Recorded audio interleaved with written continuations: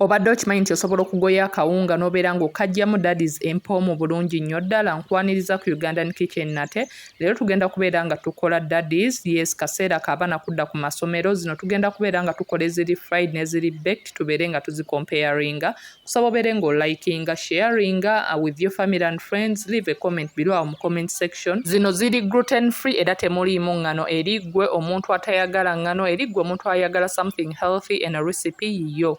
Beera nga ofuna entamu obeere nga muno ogattamu ebikopo 3 eby'obuwunga bwa kasooli bw'otyo nga bw'olaba nakozesezza ya tampeko, oba osobola okubeera nga muno mu ntamu ososezzaamu mazzi oba mata nga gamaze okwesera, oluvannyuma n'obeera ng'oyiwamu obuwunga bwa kasooli, then n'ogenda maaso okubeera nga muno ogattamu amata n'otandika okubeera nga ogoya nga bwe tugoya akawunga.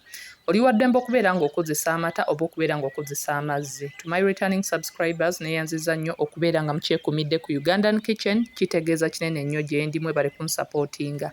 So wano ŋŋenda maaso nga bwe ŋŋenda nga ngattamu amazzi mu bits, nga bwe ŋŋenda maaso okubeera nga ngoya.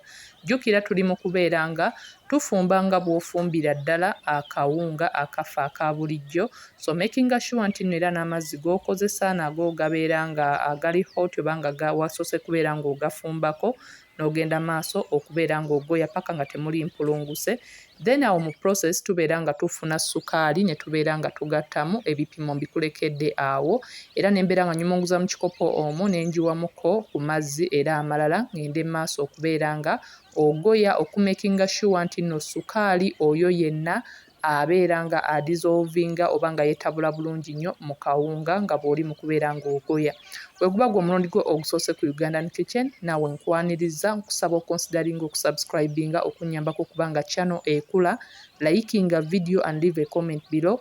Let me know what you think about my recipes awo mu comment section. Then we katandika okubeera nga keekwata bw'otyo nga bw'olaba, kiba kitegeeza nti tuli almost ready oba akawunga ko nga kali ready. So ogenda maaso okubeera nga ogoyeza ddala paka nga temuli mpulunguse, nga keekwata bulungi, kalifamu bulungi nnyo, then olyoka omanya nti kati kali ready okubeera nga okaggyako. So bw'otyo nga bw'olaba kaggyeko kabeere nga kakuulinga mu bbawero oba mu kintu kyonna.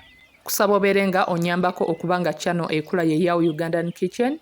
Nkusaba ojje awo wogisakinga mu YouTube babeera nga bagikuleetera, n'ojja n'onyiga ku subscribe button awo, kiba kitegeeza omaze okuba ng'osubscribinga. Ddamu onyigewo ojje wano ku notifications obeere nga onyiga ku all, awo kitegeeza ojja kubeera notified buli we mbeera nga nina video empya yonna gye ntaddeyo ku YouTube channel. Kusaba obeere nga buli w'obeera ng'olabye video beera nga you put a thumbs up oba ng'olikinga video, ekyo kinnyambako nnyo okubeera nga YouTube eteekayo video zange out there for other people to watch and appreciate the work. Era nkusaba if you want to see me at the top, nkusaba obeere nga osubscribinga, olikinga video era ng'okomentinga, because kikulu nnyo, kiyambako okubeera nga video zitambula n'okubeera nga channel ekula. So wano oluvannyuma nga akawunga kamaze okubeera nga kawola bulungi, ntandika kati okubeera nga ngattamu ebintu ebirala. Wano nakozesezza omunnyo, mbeera nga ngattamuko ku ginger powder, mbeera nga nkozesa ku cinnamon oba budalasiini. Wano oli wa ddembe oba obedde oyina ka zest, lemon zest, nako n'okagattamu. So wano mbeera nga ngattamu ne baking powder, ono kuyambako okubeera nga azimbulukusa, era ebipimo byonna mbikulekedde awo. So genda maaso bino byonna obeere nga otandika okubeera nga omixinga oba ng'olinganga akanda, byonna making sure nti nno byonna biyingidde muli eri mwonna mweno mu buno obuwunga. Then wano mbeera nga nkozesa eggi lino, osobola okubeera ng'olikozesa, osobola okubeera nga tolikozesa. So ogenda maaso wano nali eggi oba ng'oligaseemu omaking sure nti nno olidissolvingira muli mwonna lyemixinge. Bino byonna herbs ne spices ez'enjawulo z'oyinza okubeera nga ogatta mu daddies zo, oli wa ddembe okubeera ng'okozesa ezo gwe ze wandiyagadde okubeera ng'otestinga. So genda maaso obeere nga okanda bulungi nnyo paka nga ddooyo eri ready. So oluvannyuma wano mbeera nga nkozesa ku Prestige, oba osobola okukozesa Blue Band, oba osobola okubeera ng'okozesa butter. Ono bw'otyo nga bw'omulaba making sure nti nno ali soft bulungi, tali cold, asobole okubeera nga softeninga ddooyo ebeere ng'eri soft, ebeere nga stretchinga bulungi nnyo, nga w'oba oloolinga ddala esobola okubeera nga like erollinga bulungi nnyo nga yeesindika bulungi nnyo ensonga lwaki tumukozesa. Then oluvannyuma ng'omaze okubeera nga okanda n'omakinga sure nti nno ddooyo eri ready bulungi nnyo, tandika okubeera nga orollinga okubeera ng'osalamu daddies. At this rate bwe tuba tugenda okubeera nga tubeekinga tubeera nga preheatinga oven at 180 degrees Celsius n'ebeera nga preheatinga nga wano bwe tugenda maaso okubeera nga tubusalaasala nga wetubuteeka ku tray oba wobulayiningako bulungi nnyo osobole okubeera nga obubeekinga. Tugenda kubeera nga tububeekinga paka nga wansi bulinganga obubrowninze. Yes, tugenda kubeera nga tububeekinga paka nga bulinganga obubrowninze, awo kijja kuba kitegeeza nti buli ready era tujja kubeera nga tubugyamu. So wano beera nga obuteekayo makinga sure nti nno oven yo ogiswitchinze ng'ereeta omuliro okuva waggulu ne wansi era oba obeekinga oteeka mu makkati. Kyekimu ne wano ku obwo bwe tugenda okubeera nga tusiika obeera ng'oteekamu butto amala bulungi nnyo n'obeera nga omakinze sure nti butto wo ali ready n'otandika okubeera nga obugattamu. Bw'oba waakabuteekamu budadiizi buno omakinga sure nti no totabulamu because buba bukyali delicate, so buyinza okumementukira mu butto, so buleke paka ng'olaba nti nno bulinganga obugumyemu nga butandise okuba nga obubrowningamu, then tandika okubeera ng'awo obutabulamu mpola mpola. Tugenda kubusiika paka nga bubrowninze bulungi nnyo nga daddies bwe tuzisiika era nga bwe zibeera. Kaseera k'abaana kubeera nga badda ku masomero, eno recipe osobola okubeera nga ogyeyambisa, osobola okubeera nga obukolera abaana, osobola okubeera nga obukola ewaka, abaana ne babeera nga babunywera ku kyayi, babeera nga babulyako nga snack because of late eŋŋano egenze erinnya, so osobola okubeera nga eno another alternative gy'osobola okubeera ng'okozesa. So wano nga bumaze okubeera nga bubrowninga bulungi nnyo beera nga obuggyamu obeere ng'obuteeka either ku kitchen towel oba paper towel okubeera ng'oggyamu butto oyo ayinza okubeera nga agendeddemu, bubeere nga buvaamu butto bubeere nga bukaze bulungi nnyo ddala.